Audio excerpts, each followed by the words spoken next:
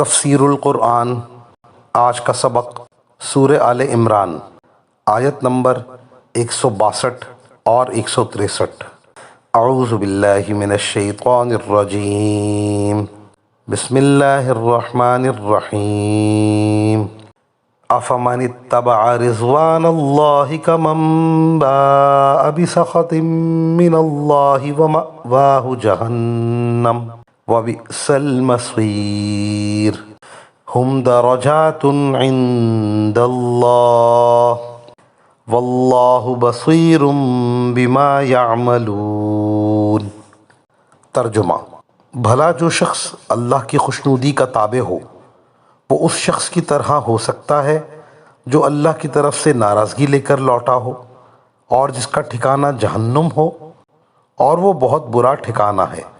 اللہ کے نزدیک ان لوگوں کے درجات مختلف ہیں، اور جو کچھ یہ کرتے ہیں اللہ اس کو خوب دیکھتا ہے۔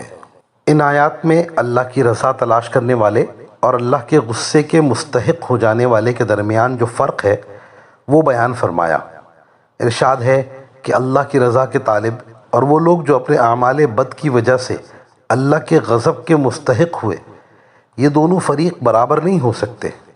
اس مضمون کو بیان فرمانے کے لیے استفہام انکاری کا طریقہ اختیار فرمایا تاکہ سننے والے خود بھی غور کر لیں۔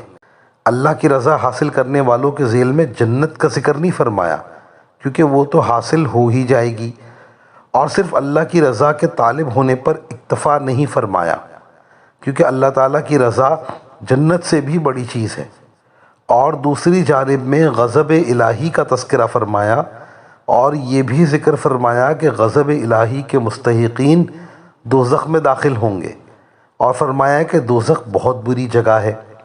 پھر ارشاد فرمایا کہ یہ دونوں فریق مختلف درجات والے ہوں گے۔ جو لوگ اللہ کی رضا کے طالب ہیں وہ جنتوں میں طرح طرح کی نعمتوں میں ہوں گے، اور جو لوگ غضب الہی کے مستحق ہوئے وہ دوزخ کے مختلف عذابوں میں ہوں گے۔ یہ درجات جنت اور درجات جہنم اللہ کے علم میں ابھی سے مقرر ہیں، اور اللہ سب کے اعمال کو دیکھتا ہے، اچھے برے اعمال کی جزا دے گا، کسی کا کوئی عمل اس کے علم سے باہر نہیں۔ وآخر دعوانا ان الحمد للہ رب العالمین۔